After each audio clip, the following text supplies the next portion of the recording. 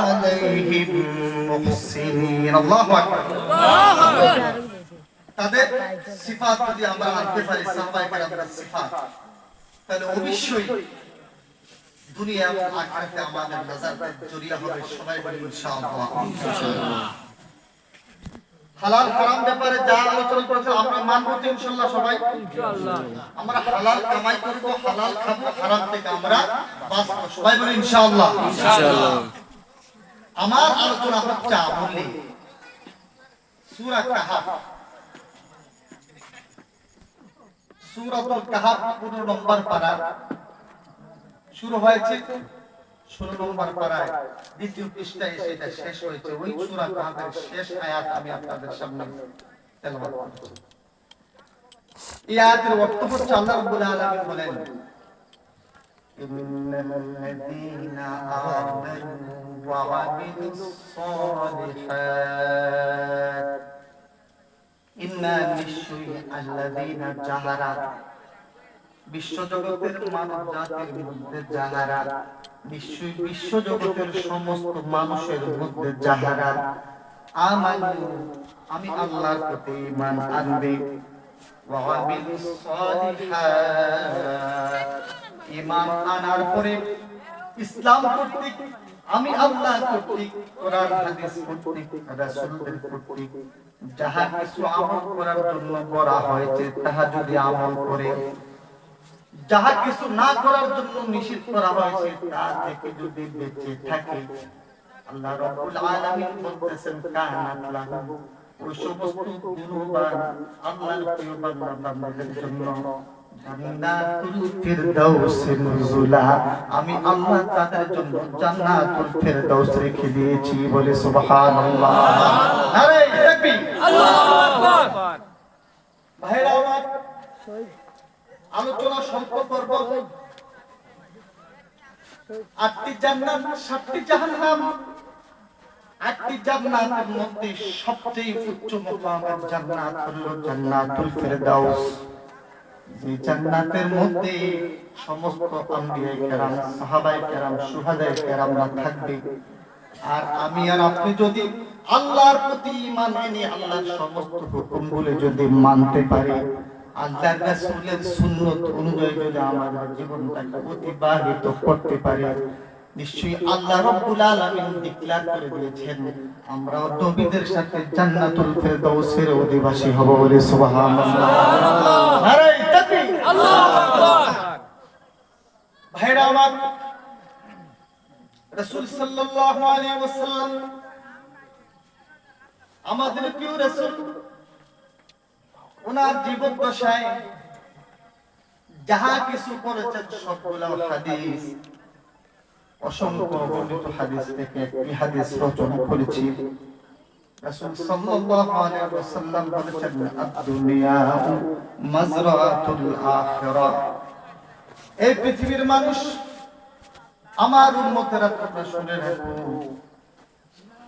এই দুনিয়াটা হচ্ছে আখিরাতের খেতি স্বরূপ দুনিয়ার মধ্যে যতদিন হায়াত তোমরা পাবে ওই হায়াতের মধ্যে যদি তোমরা ঈমান আনতে পারো ঈমান আনার পরে মৃত্যুর আগ পর্যন্ত যদি তোমরা আমল করতে পারো যত আমল করবে তোমাদের জান্নাতের মর্যাদা তত উচ্চ হবে বলে সুবহানাল্লাহ সুবহানাল্লাহ এই হচ্ছে সারকথা হাদিস এবং আয়াত আপনারা তো উঠা বসা করতেছেন ভালো লাগছে না ভালো লাগছে না আলোচনা উঠা বসা করতেছেন দেখেন যখন উঠা বসা করে তাহলে একটু ডিস্টার্ব হয় আমি অল্প সময় আমি নিজে একটু সমস্যা অল্প সময় ধৈর্য ধরে করব তো ইনশাআল্লাহ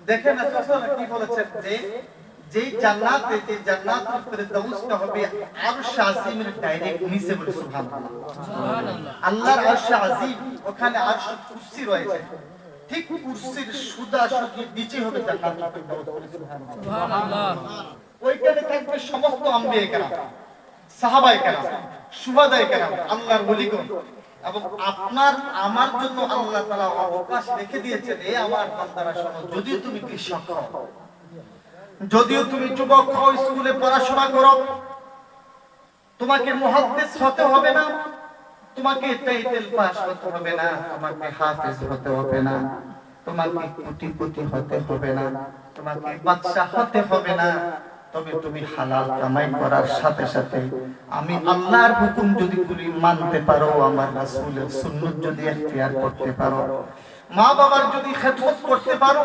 তোমার মুখকে যদি সমস্ত খারাপ ব্যবহার থেকে যদি সংযত রাখতে পারো, তোমার হাত দ্বারায়, তোমার চিন্তার দ্বারায়, তোমার চলার দ্বারায়, তোমার বলার দ্বারায় যদি তোমার আশেপাশের কোনো মানুষ কষ্ট না পায়, আর আমি আল্লাহর হুকুমগুলি যদি মানতে পারো, আমি তোমাকে নবীদের সাথে জান্নাতুল ফেরদাউসে দাখিল করে দেব বলে সুবহানাল্লাহ। আরে তাকবীর, আল্লাহু আকবার। এর থেকে ফ্যাসিলিটি কার হতে পারে? কথা বলেন, হইতে পারে? জি না। আচ্ছা বলেন, একটা কথা বলে শুধু ভাইরা, বর্তমান ওয়ার্ল্ডে সবচেয়ে শক্তিশালী রাষ্ট্র হচ্ছে ইউনাইটেড আমেরিকা। কথা বলেন ঠিক? জি জি। কিছুদিন পূর্বে ইলেকশন হয়েছে, ডোনাল্ড ট্রাম্প জি এক্স প্রেসিডেন্ট আমেরিকা, উনি আবার বিজয়ী হয়েছে দ্বিতীয়বার। এখন আমি আপনাদেরকে বলতে চাই, ওনার কথা আমি ছেড়ে দেব, আপনাদের আসামের মুখ্যমন্ত্রী শ্রী হিমন্ত বিশ্ব শর্মা, কথা বলেন ঠিক কিনা, যিনি পূর্বে কংগ্রেসের এডুকেশন মিনিস্টার ছিলেন। এখন যদি আপনি চান যে I will to meet our CM, আমি আমার সিএম এর সাথে সাক্ষাৎ করতে চাই, সম্ভব হবে? কথা জি না। আপনার মতো আমার মতো ব্যক্তি আসামের মুখ্যমন্ত্রীর সাথে সাক্ষাৎ করবে, এটা কি এত তাড়াতাড়ি সম্ভব হয়ে যাবে? জি না। কষ্ট, একজন এমএলএ তো সিএম এর সাথে সাক্ষাৎ করতে হলে অনেক অ্যাপ্লিকেশন লাগে, কথা বলেন ঠিক? দুনিয়ার একটা রাজ্যের সিএম বাদ দেন, ডেপুটি সিএম, হোম মিনিস্টার অথবা শিক্ষামন্ত্রী থেকে নিয়ে অন্যান্য মন্ত্রী, তাদের উপমন্ত্রী বাদ দেন, আপনি বলেন রাজ্যপাল, এটাও বাদ দেন, একজন ডিএম এসডিএম এর সাথে দেখা করতে আমাদের এবং আপনাদের ঘাম ঝরে যায়, কথা বলেন ঠিক? কিন্তু আল্লাহ বলতেছেন, শুনো, যদি তোমরা আমি আল্লাহর কথা বলি, শুনো, যে রাসূলকে তোমরা জীবনে দেখো নাই, যে রাসূলের প্রতি তোমাদের ভালোবাসা ছিল গভীর, আমি আল্লাহ সেই রাসূলের সাথে জান্নাতুল ফেরদাউসে তোমাকে প্রবেশ করাইব বলে সুবহানাল্লাহ। ডাইরেক্ট আয়াত, আমি কোন অন্য ফালতু কোনো আলোচনা করছি না, ডাইরেক্ট কোরআনে কারীমের আয়াত, জান্নাতুল ফেরদাউসে তোমার রাসূলের সাথে আমি সাক্ষাৎ করাইব যদি আমার হুকুমগুলি তোমরা মানতে পারো বলে সুবহানাল্লাহ। আমরা মানব কি মানব না? মানব। আল্লাহর হুকুমগুলি মানব কি মানব না? মানব। যাই হোক, কি হুকুম মানব? ঈমান আনার পরে প্রত্যেকটা মুসলমান আপন বালিগ ও বালিগাদের উপরে যে আল্লাহর হুকুমটা ডাইরেক্টলি ন্যস্ত হয়, এটার নাম হচ্ছে সালাত বা নামাজ, কথা বলেন ঠিক কিনা? পাঁচ ওয়াক্ত নামাজ। আমি আপনি মুসলমান দাবি করি, বলেন তো আমাদের কারো 40 বছর, 60 বছর, 30 বছর হয়ে গেছে, জীবনে কত নামাজ আমাদের জীবন থেকে কাজা হয়ে গেছে, কথা বলেন ঠিক কিনা? আপনি দেখা আল্লাহ রাসূলের সাহাবীদের মধ্যে এমন কোন সাহাবী আছে বিনা কারণে 2 ওয়াক্ত নামাজ কাজা হয়েছে, এরকম কোন রেকর্ড ইসলামের ইতিহাসে নাই। তাহলে আমি আর আপনি কত নামাজ আল্লাহর খুব ইম্পর্টেন্ট, মান তারাকা সালাতান মুতাআম্মিদান ফাকাদ কাফার আও কামা ক্বালা নবী সাল্লাল্লাহু আলাইহি ওয়াসাল্লাম। যেই রাসূলকে আমরা এত ভালোবাসি, দুরূদ পড়ি, সালাম দেই, সেই রাসূল বলেছেন মান তারাকা সালাতান মুতাআম্মিদান, मेरे उम्मत में से अगर किसी ने আমাদান মানে ইচ্ছাকৃতভাবে এক ওয়াক্ত নামাজ ছেড়ে দেবে, ফাকাদ কাফার, সে যেন কুফরের অন্তর্ভুক্ত হয়ে গেল বলে নাউযুবিল্লাহ। এই হাদিসটা কি জয়ীফ হাদিস? এটা কি দুর্বল হাদিস? জি না, অত্যন্ত সবল হাদিস। তাহলে এবার বুঝেন কত ওয়াক্ত নামাজ আমরা বাজারে গেলে, এই আমি বিক্রি করতেছি, চাল বিক্রি করতেছি, মাছ ধরতেছি, অথবা ব্যবসার কাজ করতেছি, কন্ট্রাক্টরের কাজ করতেছি, যুবর আযান দিল নাই, আসর আযান দিল নাই, মাগরিব আযান দিল নাই, কথা বলেন ঠিক কিনা?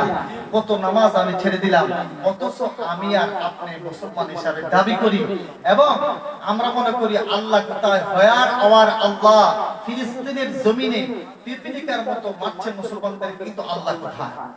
আল্লাহ কি আছে না নাই? আছে। কথা বল, আল্লাহ কি আছে না নাই? আছে। আল্লাহ অবশ্যই আছে। তিনি শুধু আছেন না, তিনি হাইয়্যু এবং কাইয়্যুম, তিনি আদি এবং অন্ত, যার শুরু নাই যার শেষ নাই, তিনি হচ্ছেন আল্লাহ সুবহানাল্লাহ।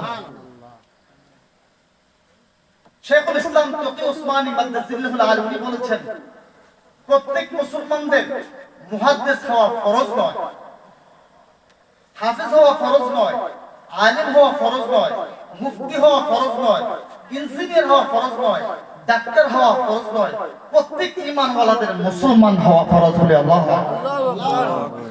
মুসলমান ওই ব্যক্তিকে বলে যে ঈমান আনার পর ইসলামের সমস্ত হুকুমগুলি জীবনে বাস্তবায়ন করে, তার নামই হচ্ছে মুসলমান। বলে সুবহানাল্লাহ। ভাইরা আমার, গভীর মনোযোগ।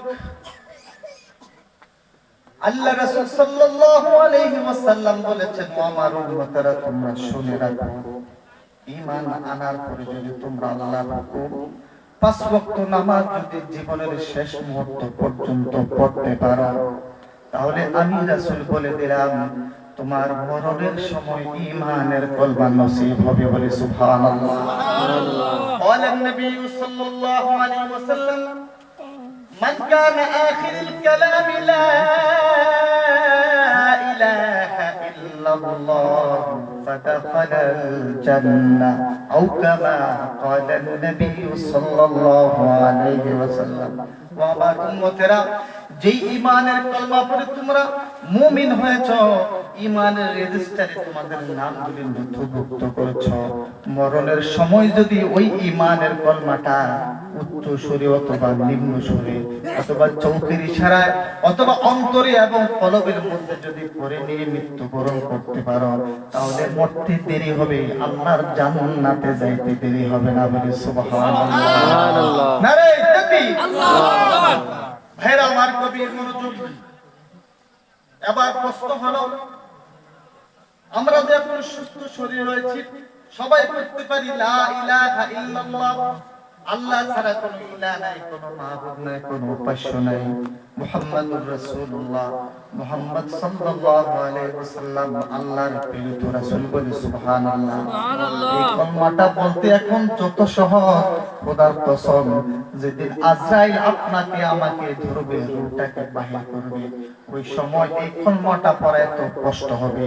প্রশান্ত মহাসাগরে যদি আপনার জাহাজটা যদি টুকরো বিটুকরো হয়ে যায়, পুরো জাহাজ থেকে যদি আপনি প্রশান্ত মহাসাগরে আপনি যখন পড়ে যাবেন, ওখান থেকে বাঁচতে যত কঠিন হবে, মরণের সময় এই ঈমানের কলমাটা পড়ে মৃত্যুবরণ করতে এর চেয়ে অনেক কোটি গুণ বেশি কষ্ট হবে। বলে আল্লাহু আকবার।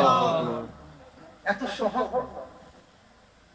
শয়তান বলেছেন, চ্যালেঞ্জ করেছেন, قال فبعزتك لأغوينهم أجمعين। الله أكبر। إلا عبادك منهم المخلصين। الله أكبر। جميع زندہ قرآن کریم، نزول رب مولائے حکیم، جميع الأنعام في القرآن عظيم، تقاصر عن أفهام الرجال। নারায়ে তাকবীর। আল্লাহু আকবার। শয়তান চ্যালেঞ্জ করেছে আল্লাহর কাছে, قال فبعزتك والله তোমার ইজ্জতের কসম, লাউবিয়ান্নাহুম আজমাইন, তোমার বেশিরভাগ ঈমানওয়ালা বান্দাদেরকে আমি কষ্ট করে ঈমান হারা করে আমার সাথে জাহান্নামের সাথে বানাইবো। এরপরে শয়তান বলেছেন, ইল্লা, কিন্তু ইবাদাকা, তোমার বান্দাদের মধ্যে যারা মিনহুমুল মুখলাসিন, যারা খালিস বান্দা হবে, যারা নামাজি হবে। আল্লাহু আকবার বলেন। যারা নামাজি হবে, যাদের জীবনের রোজাকে তরক করবে না, যাদের উপরে হজ ফরজ হওয়ার পরে হজ আদায় করে নেবে, যাদের প্রতি যখন যাকাত ফরজ হবে যাকাত আদায় করবে, যারা মা বাবার খেদমত করবে, যারা মসজিদ মাদ্রাসায় খেদমত করবে, যারা সমাজের উপকার করবে, যারা সদা সর্বদা আপনাকে স্মরণে রাখবে, আপনার রাসূলের সুন্নাত অনুযায়ী চলবে, তাদের উপরে আমি শয়তান কোনো পাওয়ার খাটবে না। বলে সুবহানাল্লাহ। নারে তাকবীর। আল্লাহু আকবার। নারে রিসালাত।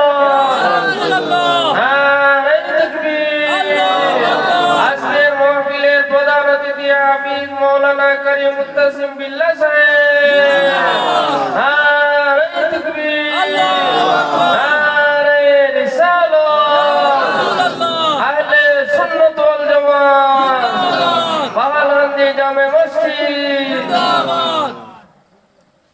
শয়তান নিজেই বলছে, আল্লাহ তোমার ইজ্জতের কসম, তোমার উপরে যারা ঈমান আনবে তাদেরকে আমি পথভ্রষ্ট করবই, বাট যারা তোমার কথা অনুযায়ী চলবে তাদের উপরে আমার কোনো কর্তৃত্ব থাকবে না। বলেন না সুবহানাল্লাহ।